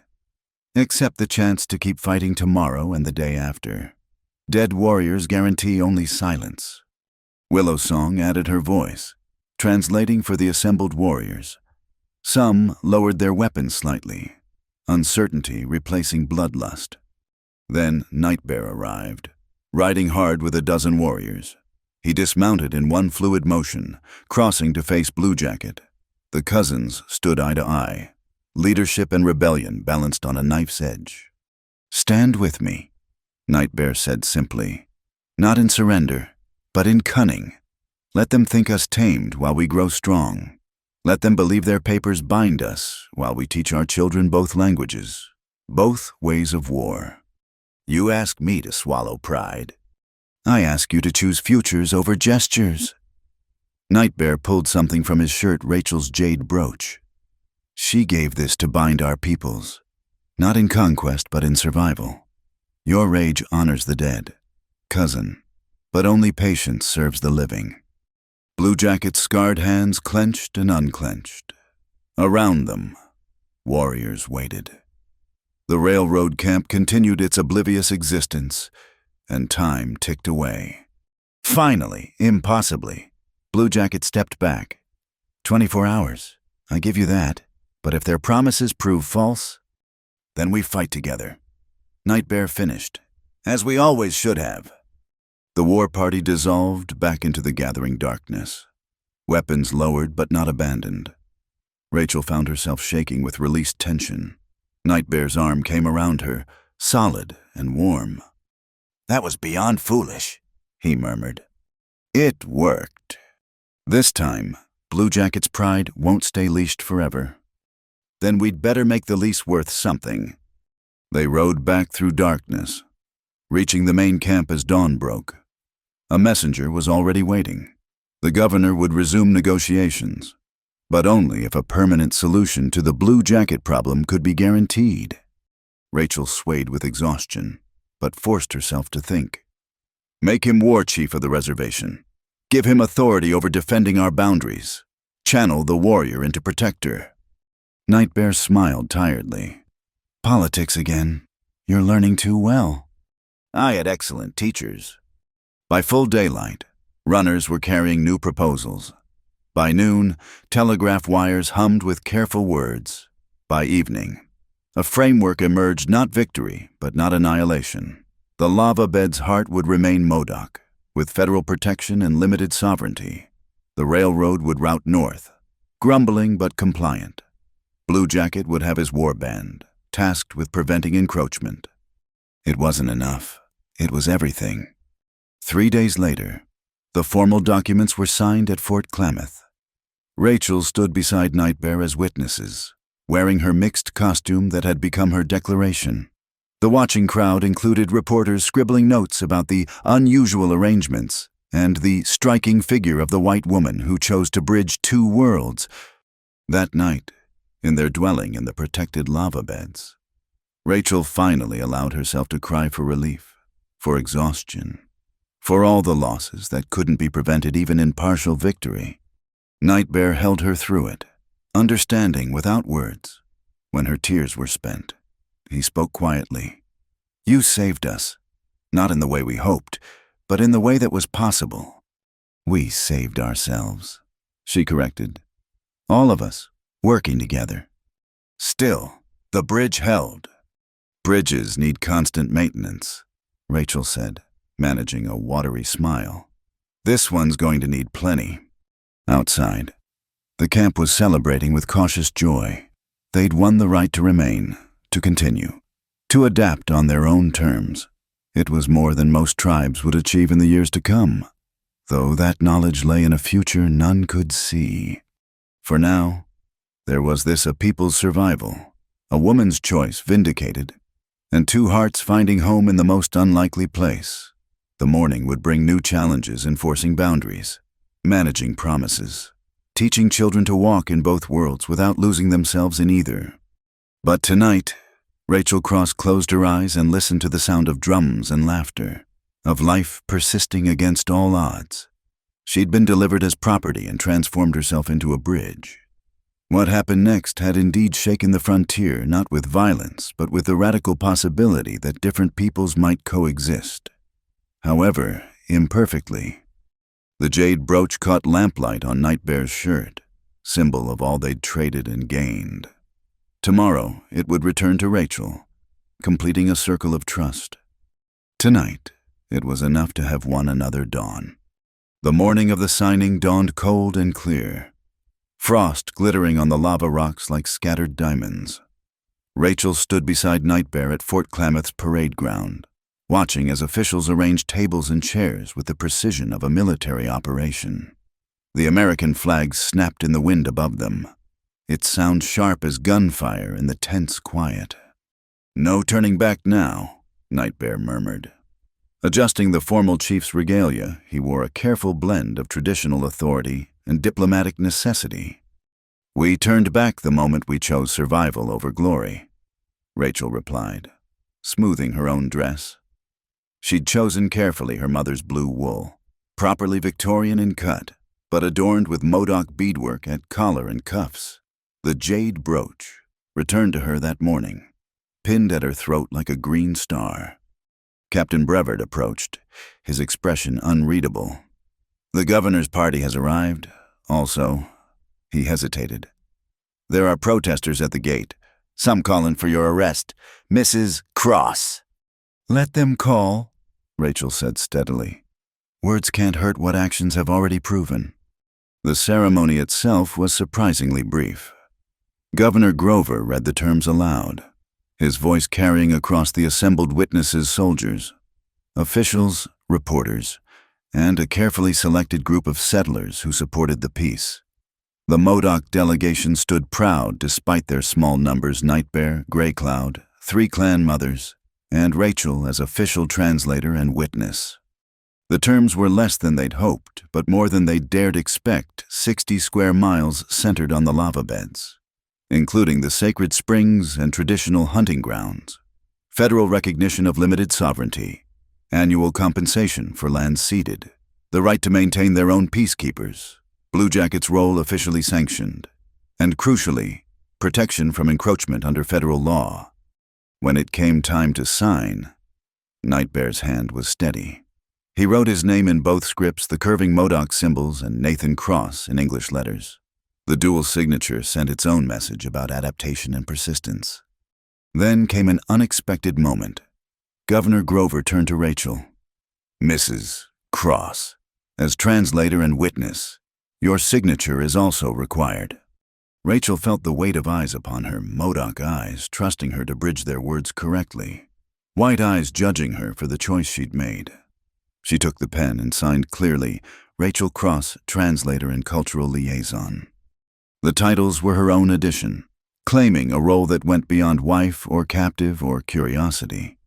She was making herself essential to the treaty's implementation, ensuring her continued voice in what came next. As the officials shook hands and photographers captured the moment for posterity, a disturbance at the gate caught everyone's attention. A familiar figure pushed through Silas, her uncle, looking years older and whiskey-sick. "That's my niece," he shouted, pointing at Rachel. "She needs rescuing. She's been corrupted, forced into savagery." The crowd stirred uneasily. Some soldiers moved to restrain him, but Rachel held up a hand. "Let him speak," she said clearly. "Let everyone see." She walked toward her uncle, feeling Nightbear tense behind her but trusting her judgment. Silas stumbled forward, reaching for her with shaking hands. "Rachel, girl, come away. I'll make it right. We'll tell them you were forced, that you had no choice." "But I did have a choice. Uncle." Her voice carried across the silent ground. "You took my choices when you traded me for your debts. The Modoc gave them back when they treated me as a person rather than property." "They're savages. They've twisted your mind." "The only savage act I've witnessed was yours, selling your brother's daughter like livestock." She studied his ravaged face, feeling not anger but a distant pity. "Go home, uncle. Sleep off your shame. There's nothing for you here." Silas's face crumbled. He reached for her once more, but she stepped back, aligning herself clearly with the Modoc delegation. After a moment, he turned and shuffled away, a broken man carrying the weight of his choices. "Well done," Governor Grover said quietly, approaching. "You've made your position abundantly clear.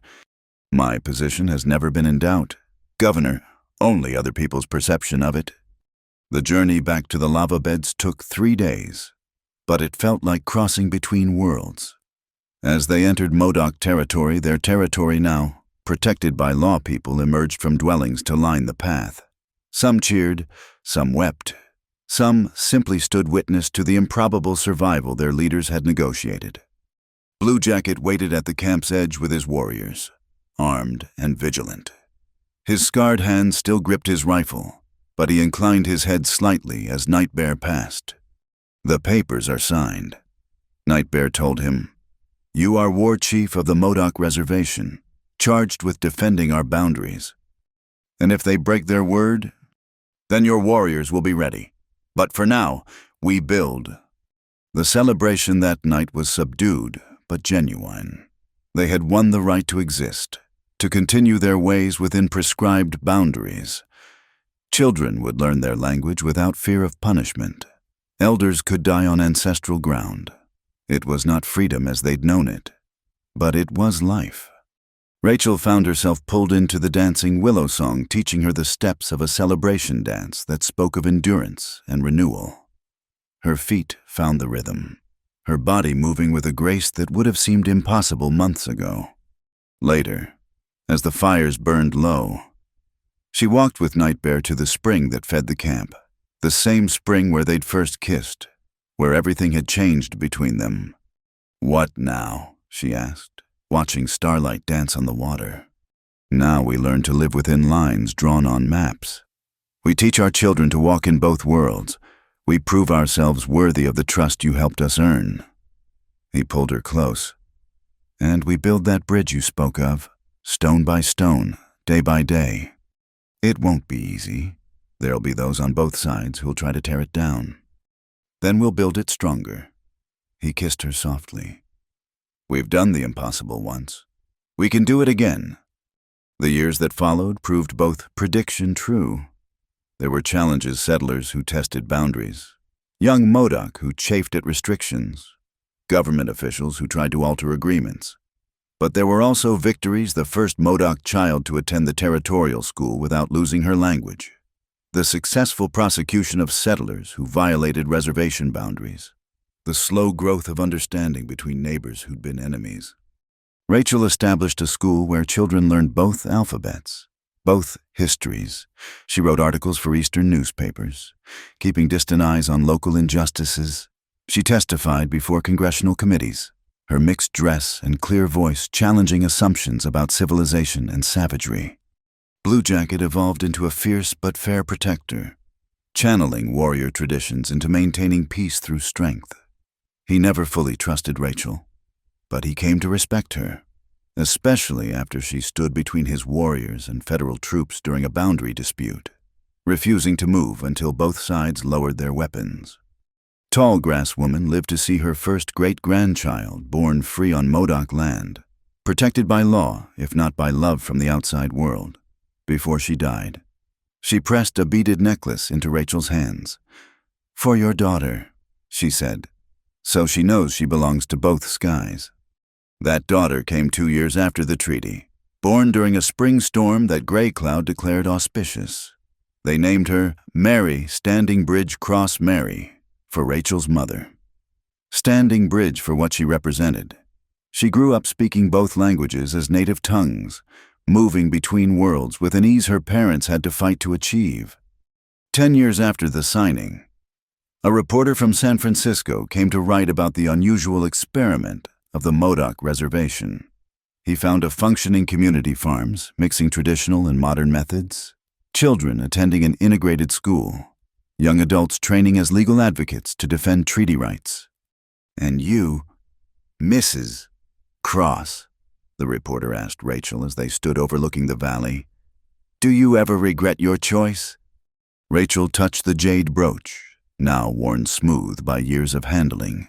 Her daughter played nearby, teaching Modoc stick games to the interpreter's pale son while switching effortlessly between languages. "I was delivered here as payment for a debt," she said carefully.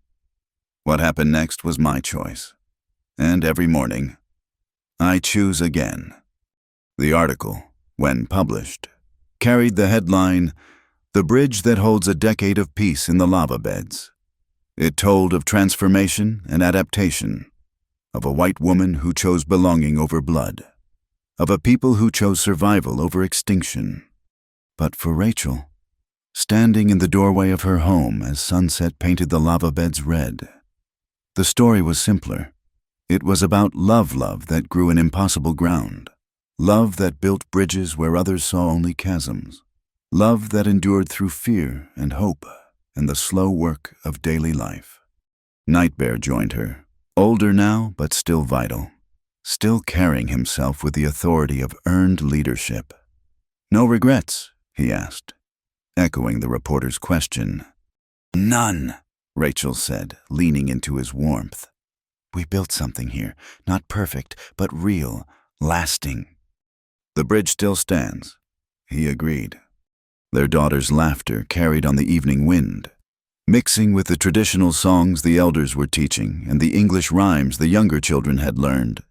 It was the sound of survival, of cultures touching without consuming, of a future wrestled from the grip of destruction. Rachel closed her eyes and listened, remembering the frightened girl who'd arrived in a wagon, delivered like goods to settle a debt.